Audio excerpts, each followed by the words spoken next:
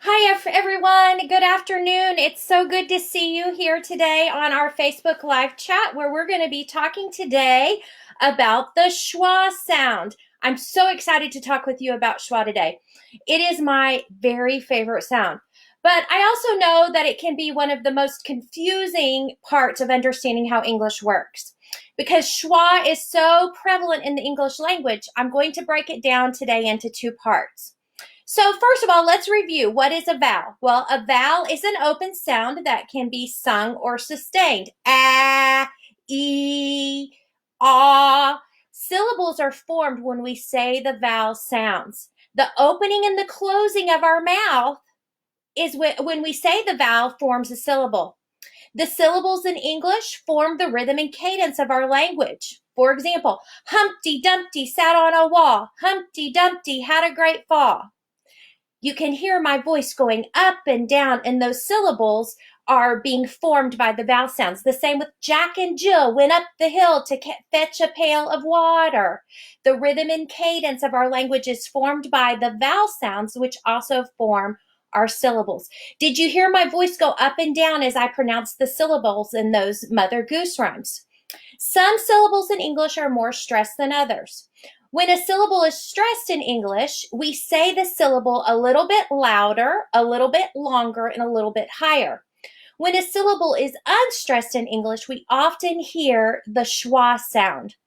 A schwa is the or the I sound found in an unstressed syllable. The schwa sound is actually the most common sound in English, and any written vowel in English can be spoken with a schwa. And this can make things really hard for English learners and for spelling because we don't represent the schwa sound in our regular writing. You have to use clues about stress and syllable structure to figure out where to put it.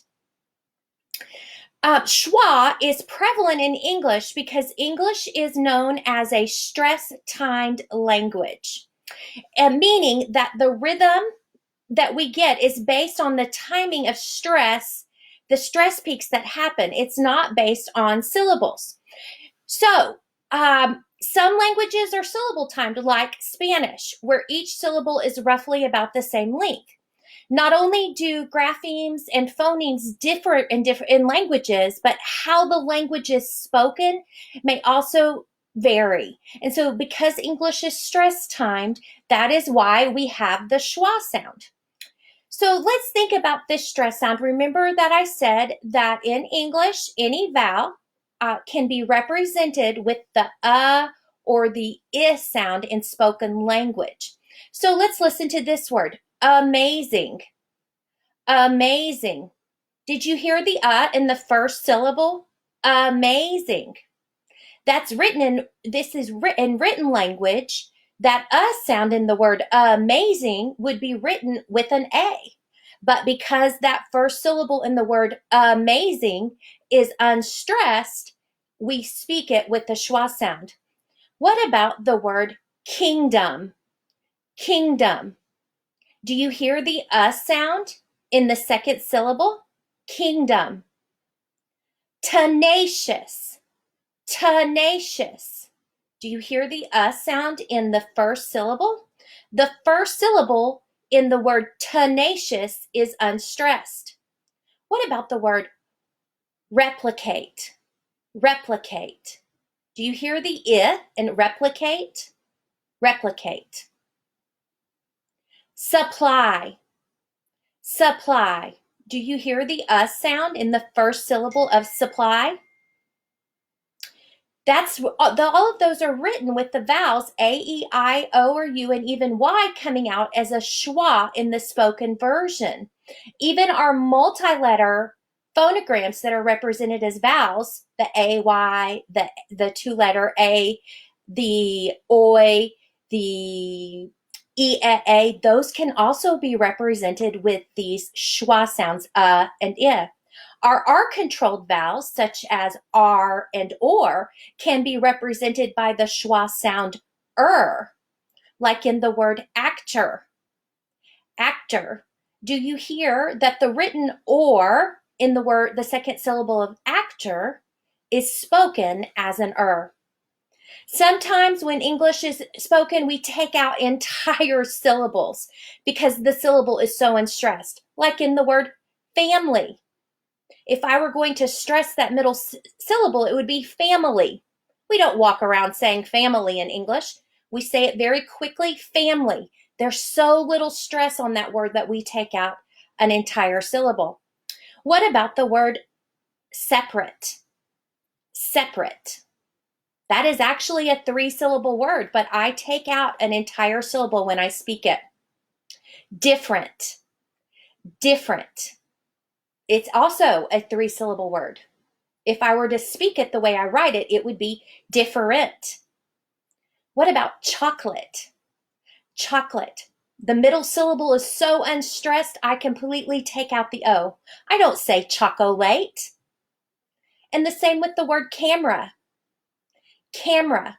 That middle syllable is so unstressed, I take it out completely. Sometimes there are even regional differences where words will be stressed in some syllables and not in others. For example, in the word caramel, some regions of the US speak it as caramel, and they would have all 3 syllables in it. There's a great book called Speaking American, which is a visual representation about how some of these words are spoken, and where the schwa sound changes, the schwa sound moves around based on the way that the regional dialect will stress the sound. For example, do you say pajamas or pajamas?